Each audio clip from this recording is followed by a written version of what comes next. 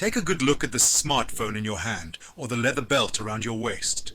These are the markers of a modern life. Simple things we often take for granted. But in a crowded hall under the intense sun of Ouagadougou, Captain Ibrahim Traoré recently turned these everyday objects into symbols of a global economic crime.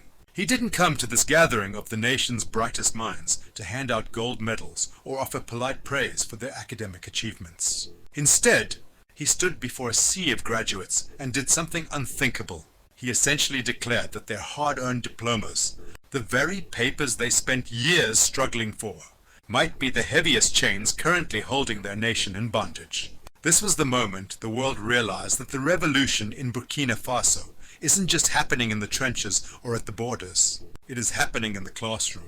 What if the very education system you've been told is your ticket to freedom is actually a carefully designed trap to keep your entire continent in a state of permanent childhood? Could the collapse of the colonial curriculum in a small West African nation be the first domino that eventually topples the global dominance of the US dollar and reshapes the security of the entire Western world? These aren't just academic theories. They are the reality of a new world order that is being written in the Sahel.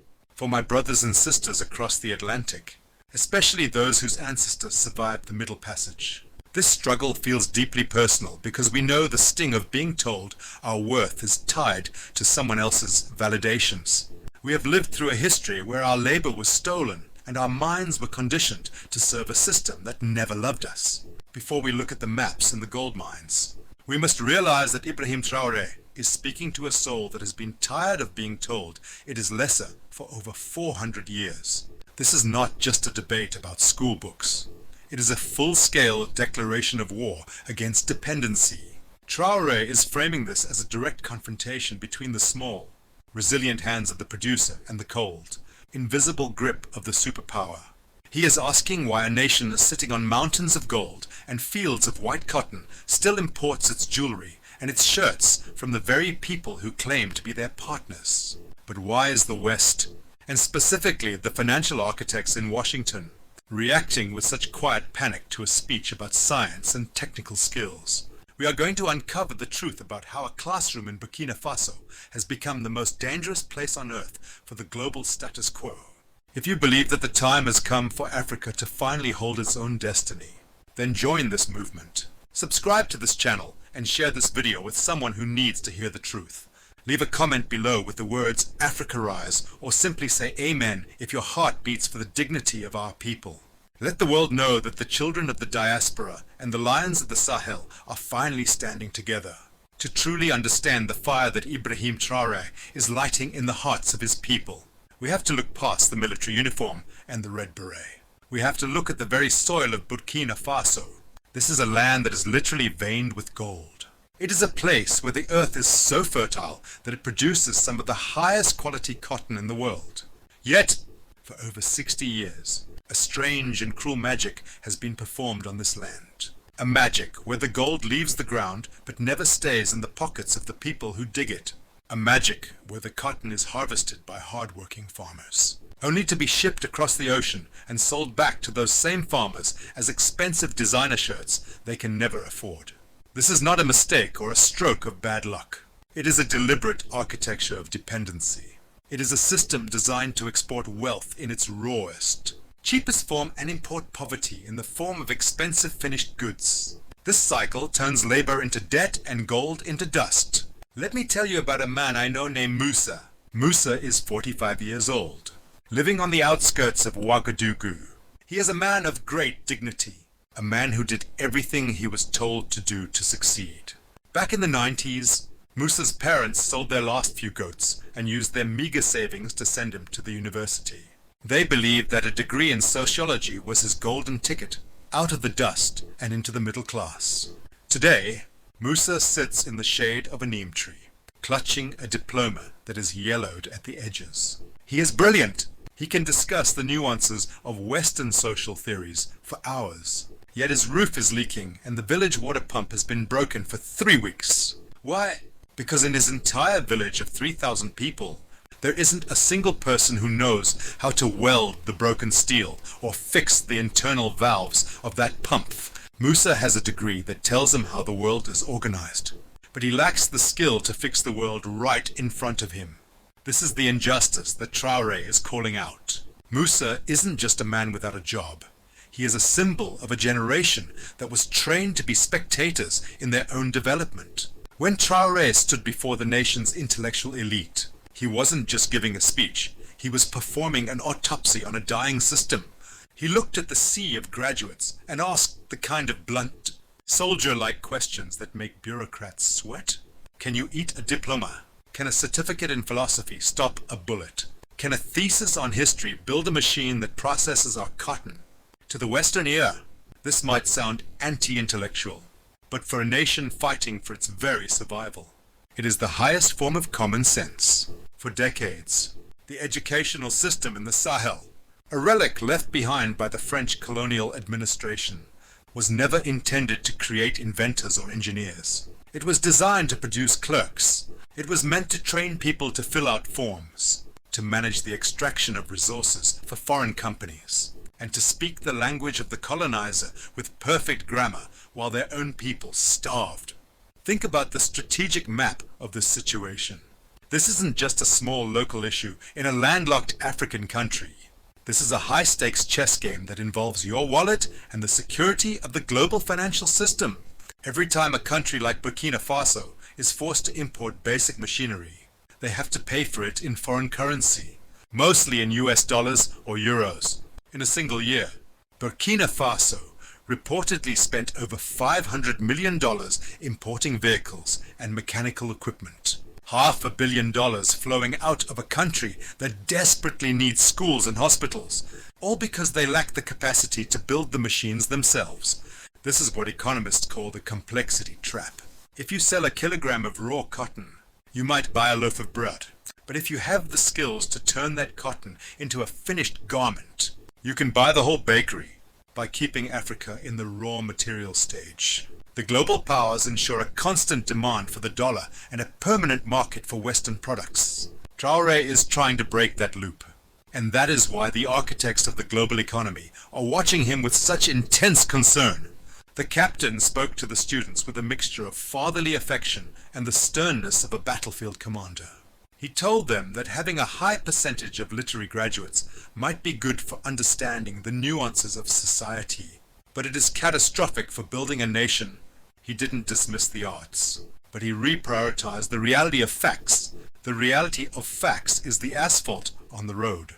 It is the chemical fertilizer in the soil. It is the structural integrity of a bridge that doesn't wash away in the first rain of the season. These are not theoretical concepts to be debated in a quiet seminar room.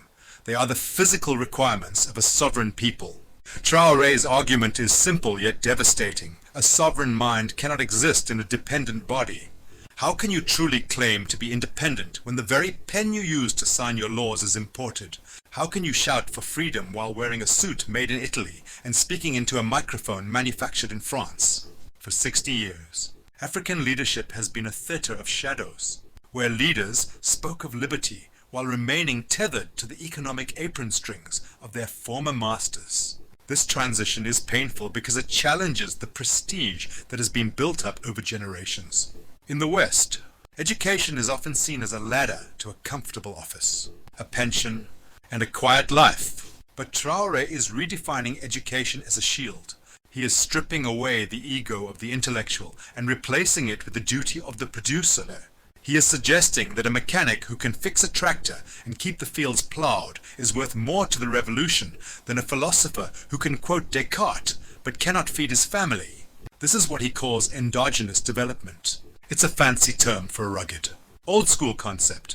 If you want it done right, you have to do it yourself. He is calling for a society where merit is measured by what you can produce, not by the stamps on your CV. Imagine the shock this causes in the halls of power.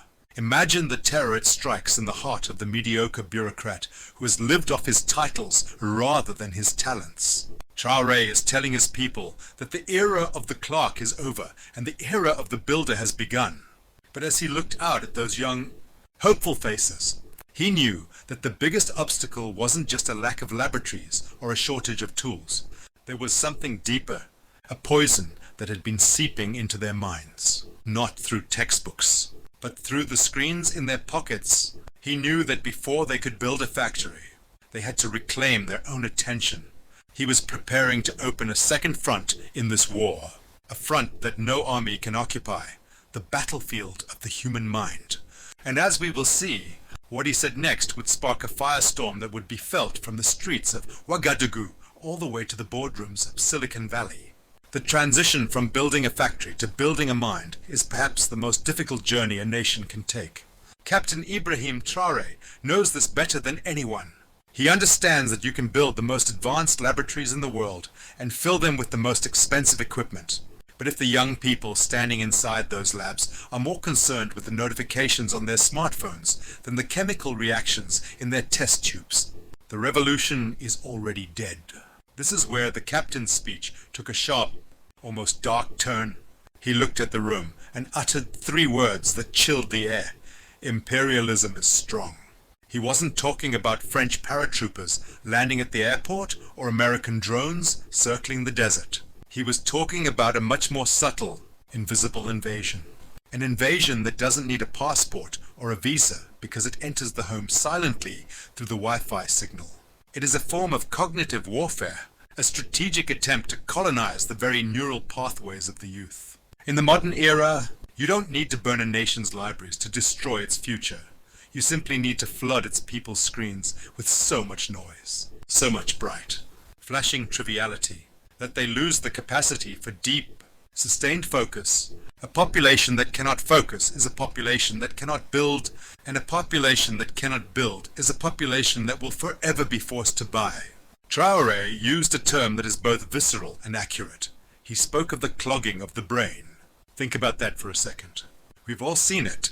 We see it here in the United States. And we see it across the African continent. It's the image of a young person with immense potential, a descendant of kings and inventors, sitting in the dust, staring at a glowing rectangle, watching a 30-second video of someone dancing or a mindless prank. Traoré identified this as a deliberate trap. The algorithms that govern our digital lives are not neutral. They are designed by the very powers that benefit from a distracted Africa. These platforms are rigged to feed African youth a steady stream of dopamine-inducing entertainment, while hiding the nutritional content of actual knowledge. Consider the story of Sarah. Sarah is a 42-year-old structural engineer living in Atlanta. She is part of the diaspora, a brilliant woman who left Burkina Faso 20 years ago to seek the education she couldn't find at home. Sarah works on massive infrastructure projects in the American South, but her heart is always back in Ouagadougou. When she calls her younger cousins back home, she feels a profound sense of grief. She sees them spending their meager data plans, money that could buy several meals, just to watch influencers in Paris or New York. She tries to talk to them about civil engineering or the physics of irrigation, but their attention spans have been shattered into 30-second fragments. Sarah represents the brain that was extracted from the continent, and she knows that until the youth back home reclaim their focus, she will always be an engineer for someone else's country. Traoré pointed out a devastating double standard that most people are too afraid to mention. He suggested that the countries that created these platforms don't let their own children consume them the way we do. We know this to be true in Silicon Valley, where the tech elites send their children to low-tech schools and strictly limit their screen time. They know that these apps are addictive, and they know that addiction leads to stagnation. They export the digital opium to the rest of the world, while keeping the digital tools for themselves. Traoré is telling his people to wake up and see the needle in their arm. He compared the situation to other developing nations, like Pakistan, where he noted that people use social media to demonstrate how to manufacture basic objects, how to turn scrap metal into tools or fix complex engines. But that doesn't interest us, he lamented. Instead, the algorithm pushes content that offers nothing but fleeting pleasure. This brings us to a very sensitive but necessary part of his message. Traoré turned his attention to the young women in the room, and with a voice full of both regret and urgency, he asked them to reclaim their dignity. He criticized the trend of young women exposing themselves on social media for likes and views. In the West, This is often framed as empowerment, but Traore sees it as the ultimate form of commodification. He told them, "You are already all beautiful. You don't need to expose yourselves." He was asking them to value their intellect over their image, to reject the role of the object to be looked at and reclaim the role of the subject who acts upon the world. He knows that you cannot build a sovereign nation on TikTok trends or likes. You build it on discipline, on modesty, and on the quiet, unglamorous work of mastering a craft. If we look at the strategic map of this cognitive war, the stakes are higher than just wasted time. This is about the software of the nation. If the youth are addicted to foreign entertainment, they will inevitably crave foreign products. They will sell their gold, their cotton, and their dignity just to afford the devices and the data plans needed to watch the very content that keeps them poor. It is a perfect, self-sustaining cycle of dependency. Traore is trying to hack the collective consciousness of his people to rewrite the code from consumer to creator. He told the students that there are no taboo subjects with him, as long as something is negatively impacting the youth. He will speak on it. He is acting like an older brother who sees his siblings walking off a cliff and isn't afraid to shout at them to stop.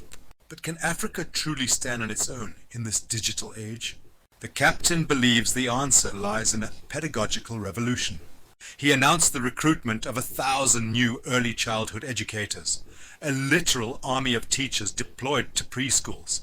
He wants to catch the mind at age 3, before the weeds of digital distraction can take root.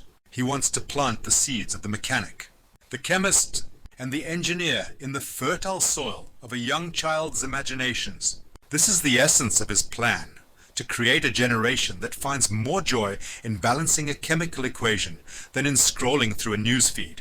The applause in the hall wasn't the polite clapping you hear at a graduation ceremony. It was the sound of a nerve being struck. The students answered him with a thunderous roar when he asked them to promise to create. But Traore is not naive. He knows that shouting in a hall is easy. Resisting the magnetic pull of the screen in the lonely hours of the night is hard. He knows that the imperialist culture is designed to be addictive. That is why he called upon the parents to intervene, to reduce the intensity of social media in the home. He is telling them that the revolution is not just about kicking out foreign armies. It is about kicking out foreign distractions. It is about reclaiming the mental sovereignty required to sit down, open a book on thermodynamics, and not look up until the problem is solved. We are seeing a leader who understands that the most important resource in Burkina Faso isn't the gold under the ground, but the focus inside the heads of his people. If he wins this cognitive war, the economic war becomes inevitable. If he loses it, all the factories in the world won't be enough to save them. As we move forward, we have to ask, is the rest of the world ready for a focused, disciplined, and scientifically minded Africa? Or is the clogged brain exactly what the global powers need to maintain their grip? When a foreign embassy offers a fully funded scholarship to a brilliant young African student, the world sees it as a beautiful act of benevolence. We see the photographs of smiling officials shaking hands with a nervous teenager from a rural village. We see the celebratory Facebook posts, the pride in the parents' eyes, and the young person boarding a silver bird bound for Paris, London, or Washington. To most of the world, this is the ultimate success story, a triumph of merit over poverty. But from the perspective of Captain Ibrahim Traoré, this transaction represents something far more calculated and far more devastating. He doesn't see it as charity. He sees it as the most sophisticated form of resource extraction ever invented by the colonial powers. For decades, the most valuable resource leaving the African continent has not been gold, or uranium, or cocoa. It has been genius. It has been the raw human capital, the doctors, the engineers, the mathematicians, and the visionaries who are identified early, courted by foreign institutions, and then surgically transplanted into Western economies. This is the silent looting of a continent's future. These brilliant minds go abroad and contribute to the healthcare systems of France, the booming tech sectors of Silicon Valley, and the research universities of Canada. They pay their taxes abroad, they innovate abroad, and they build the future of other nations while their own homeland struggles to keep the lights on or provide basic clean water. This is what Traore called out when he stood before his country's best and brightest. He didn't offer them a path to the airport. He offered them a heavy responsibility. He told them, point blank, that they should not take a scholarship just to go and serve another country.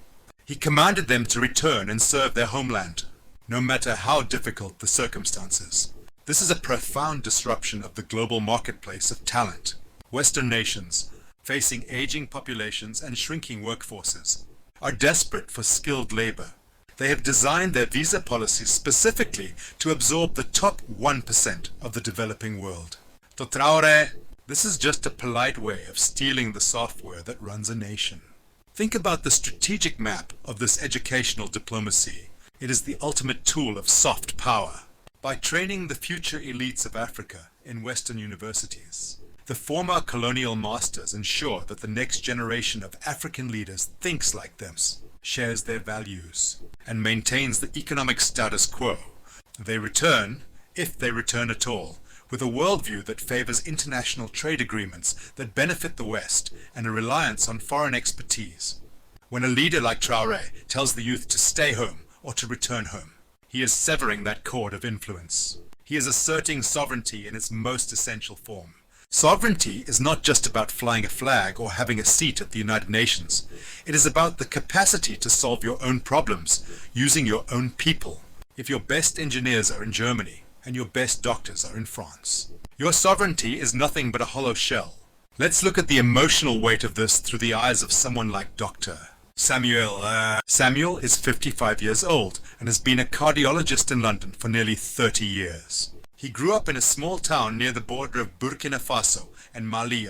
He is incredibly successful, lives in a beautiful home, and has given his children every advantage. But Samuel carries a quiet, gnawing pain in his heart every time he hears about a child in his home village dying of a preventable heart condition because there wasn't a specialist within 500 miles. A part of him breaks. He sends money home. Of course, billions of dollars in remittances flow back to Africa every year. But as Traore correctly points out, money cannot perform surgery. Money cannot design an irrigation system. Money cannot replace the physical presence of a brilliant mind. Samuel is a success by Western standards, but in the grand ledger of his nation's survival, his absence is a deficit that no amount of wire transfers can ever fill. He is the personification of the brain drain trap. Traore knows the temptation is immense. He acknowledged the harsh reality that drives this exodus. He knows that a doctor in Ouagadougou faces daily power cuts, a chronic shortage of medicine, and a salary that is a fraction of what they could earn in Europe. Asking them to stay or return is asking for a monumental sacrifice. It is asking a generation to choose dignity over comfort and purpose over luxury. But his argument is unyielding. No one will come and change Burkina Faso in your place. He is trying to invert the pyramid of status that has existed for 50 years. For half a century, the ultimate status symbol for a young African was a passport stamped with a foreign visa. Traore wants to change that. He wants the ultimate status symbol to be the callous hands of a builder who stayed to pave the roads of his own country. This vision of endogenous development terrifies the old colonial order because it proposes a closed loop of value.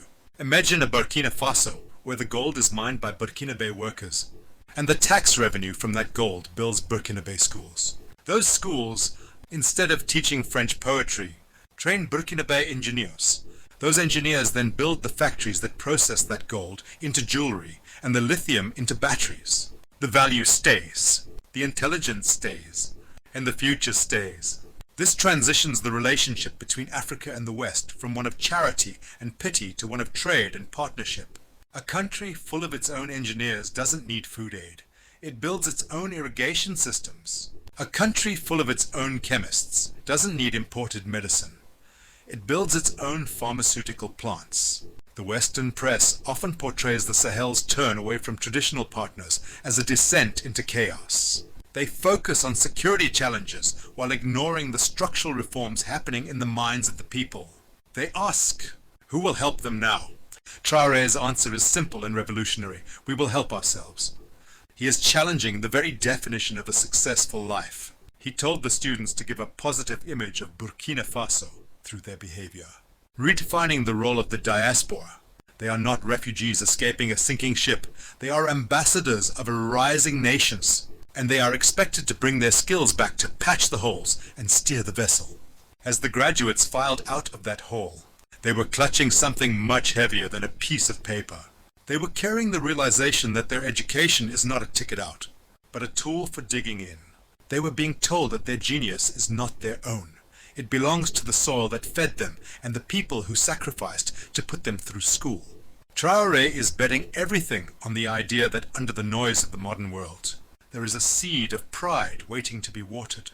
He is betting that the desire for dignity is stronger than the desire for a comfortable life in a foreign land. If he is right, the brain drain is about to become a brain gain, and the global balance of power will never be the same again. The rhetoric of revolution is a powerful thing, but rhetoric alone cannot build a bridge or refine a gram of gold. Captain Ibrahim Traoré knows that the transition from a nation of clocks to a nation of builders requires more than just inspiring words. It requires a radical, almost military-style restructuring of the daily lives of the Burkina Faso people. This is the stage of the revolution we call the dawn of practice. It is where the ink on the diploma meets the grease on the gears. Traoré's plan isn't hidden in some secret vault. It is being written on the blackboards of preschools and the floors of new industrial incubators. He is moving with a speed that has caught the traditional powers in the West completely off guard. They are used to African leaders who talk about development for 20 years, while never actually laying a single brick. Traoré is different. He is a man who measures success not by the length of a report, but by the number of engines humming in his country. Let's look at the strategic map of this new reality. To the global observers in Washington or Paris, Burkina Faso's decision to pivot toward technical education looks like a small, isolated policy shift. But if you look closer, you see it as a massive opening move in a global chess game. When a country decides it will no longer import its own basic tools, it is effectively declaring financial independence. Consider the bicycle. It seems like such a simple 19th century invention. But for millions in the Sahel, it is the lifeblood of their economy. It is how the farmer gets his crops to market and how the student gets to school. For decades, millions of these basic machines have been shipped in from factories in Asia or Europe, paid for with precious foreign currency. Traoré recently shocked his own ministers by suggesting a ban on the import of bicycles. He told them that if they cannot manufacture a simple frame with 2 wheels and a chain, then they should go back to using donkeys and horses. This wasn't a joke. It was a rhetorical shock tactic. He was forcing them to confront the humiliation of being eternal consumers. Imagine the scene at the new Center for Invention, a place Traoré calls his incubator for geniuses. This is where the real magic happens. In the old system, a man like Adama would have been invisible. Adama is 50 years old and lives in a small village outside Bobo Dioulasso. He never finished primary school because his family couldn't afford the fees. But Adama is a master of the forge. He can take a piece of scrap metal from a discarded truck and turn it into a perfectly balanced plow or a functional water pump.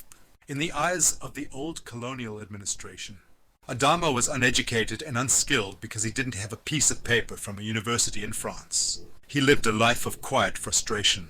His genius ignored by the suit-wearing bureaucrats in the capital. But under Traoré's new vision, Adama is a national treasure. The incubator is designed specifically to pair people like Adama, the unlettered geniuses, with university-trained engineers.